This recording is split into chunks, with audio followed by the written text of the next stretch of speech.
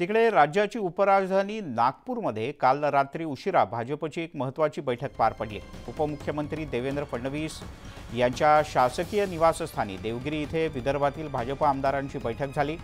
आगामी विधानसभा निवडणुकीच्या पार्श्वभूमीवर या बैठकीत चर्चा झाल्याची माहिती आहे। यावेळी सर्वांना ताकदीने कामाला लागण्याच्या सूचना देण्यात आल्या। तसंच फेक नॅरेटिव्ह मोडून काढत कामाला लागा, लोकांपर्यंत संदेश पोहोचवा, सरकारचं काम पोहोचवा अशा सूचना उपमुख्यमंत्री देवेंद्र फडणवीस यांनी दिल्या आहेत। या बैठकीत भाजपचे प्रदेशाध्यक्ष चंद्रशेखर बावनकुळे, सुधीर मुनगंटीवार यांच्यासह विदर्भातले भाजपचे सर्व आमदार उपस्थित होते।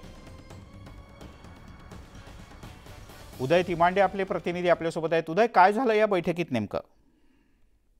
खरं तर विदर्भ हा जो आहे तो भाजपचा बालेकिल्ला राहिलेला आहे। मात्र गेल्या विधानसभेच्या निवडणुकीमध्ये तो बालेकिल्ला ढासळत आहे का अशी स्थिती निर्माण झाली होती। त्यामुळे 2024च्या विधानसभा निवडणुकीमध्ये तो बालेकिल्ला पुन्हा एकदा भाजपला परत मिळवायचा आणि त्यासाठी भाजप जे आहे तयारीला लागलेली आहे। काल नागपूरच्या उपमुख्यमंत्री यांचं निवासस्थान असलेल्या देवगिरी इथं जे आहे ते विदर्भातील भाजपच्या आमदारांची जी आहे ती बैठक पार पडली। या बैठकीला विदर्भातील भाजपचे मोठे नेते म्हणजे राज्याचे उपमुख्यमंत्री देवेंद्र फडणवीस, भाजपचे प्रदेशाध्यक्ष चंद्रशेखर बावनकुळे आणि सुधीर मुनगंटीवार ही तिन्ही नेते तिथे उपस्थित होते।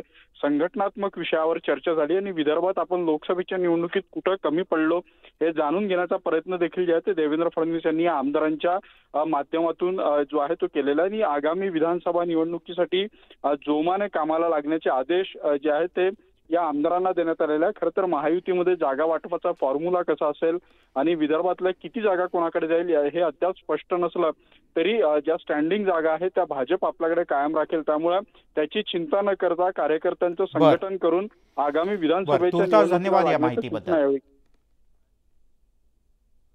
या बुलेटिनमध्ये इथेच थांबूयात। पाहत राहा न्यूज 18 लोकमत।